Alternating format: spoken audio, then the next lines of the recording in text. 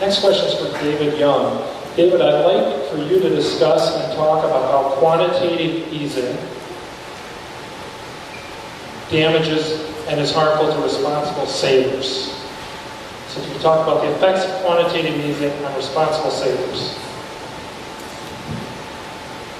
Well, when I hear those words, I automatically think about the Federal Reserve, of course. And I would like to have the Fed audited, of course. But I'd like to have every agency audited as well. I would put something at the end of each bill that says, subject to public auditing to make sure that funds are, we know what's going on with our funds. These are taxpayer funds. One thing about the Federal Reserve is, I don't like it when they mess in fiscal policy and tax policy. And quantitative easing, Tony, is something that it's harmful to our economy. I'd like to see Bernanke out of there. I'd like to see the Federal Reserve audited, and I need to do a little more research on it.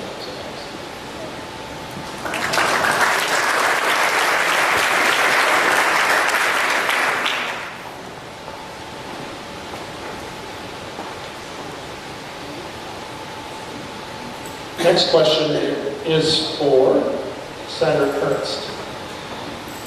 As a United States Senator, I would like you to address how you would tackle skyrocketing student loan debt, which prevents many students from the financial flexibility to purchase homes and start businesses. That is a huge question, and I think if we knew that answer, we would already be hopefully implementing that. But it is a huge concern out there. I do have a daughter that's a freshman in high school. She is thinking ahead about what she wants to do in college. So we do have to have reasonable rates for those students that are going off to college. We can't help that with those students that have already been there. They already have debt. But helping them, perhaps extending the length of their loans, working with those interest rates, we can perhaps ease them out into the market where they can purchase homes on their own. But we do have to look at what's being borrowed, the cost of higher education, and what we need to do for that. So I think looking at the costs that our universities are charging, something that happens here in Iowa that most people don't know with our regent universities is that students that are paying their tuition, part of that money is set aside for scholarships for other students. So that's something that we need to address, and we need to start here in Iowa by taking a harder look at that. And that would help ease some of the burden with the regent universities that we have here in the state. But I think we have a long ways to go with that. We do want to encourage our students to go out and purchase homes and do other things with their livelihood. Thank you.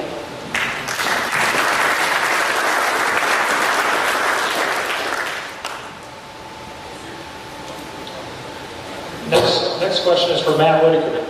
Matt, assuming you are our nominee, how would you attract Democrats and independents to vote for you? Well, with all these good candidates, I almost have to reject the premise of your question, but let's assume we got a great set of candidates here, and I'm proud to be one of them. You can go ahead and class. Listen, I think Iowans, any state that elects Senator Grassley and Senator Harkin, takes a careful look at all of the candidates that are before them in the general election. And the way we appeal to Democrats and independents is not being something we're not, but it is standing on principle and on accomplishments and on resume and on the things that we evaluate candidates all the time about. And there is nothing wrong, and independents will be attracted to our conservative message. The message of freedom, the message of liberty, the message of limited government. Iowans I talk to, just like you, are sick and tired of the federal government having a one-size-fits-all solution to every problem that's a 1,000-page act and spends $1 trillion. And so it is talking in common sense, plain language to everyday Iowans and campaigning hard and standing on your record and talking to your neighbors. And that's how we're going to win this election. And any of these candidates are going to be better than Bruce Braley when we explain that Bruce Braley voted for TARP, cap and trade, bailouts, stimulus, and oh, by the way, Obamacare.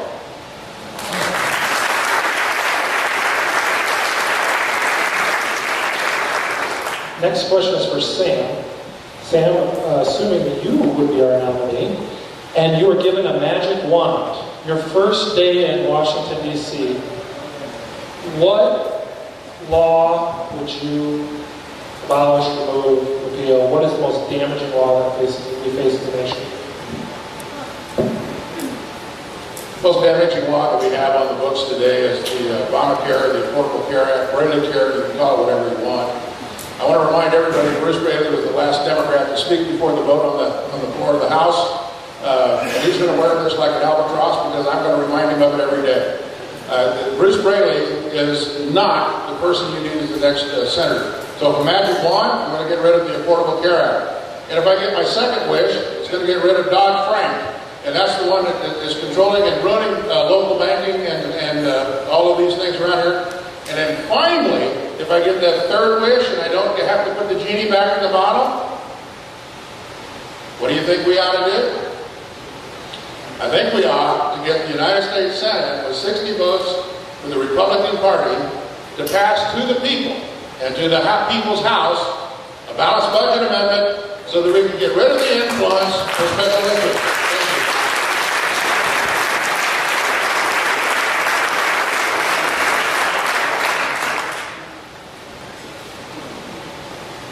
Scott, I would like you to just come up forward and talk a little bit about the role of government in our country and where does government play a role? Thank you.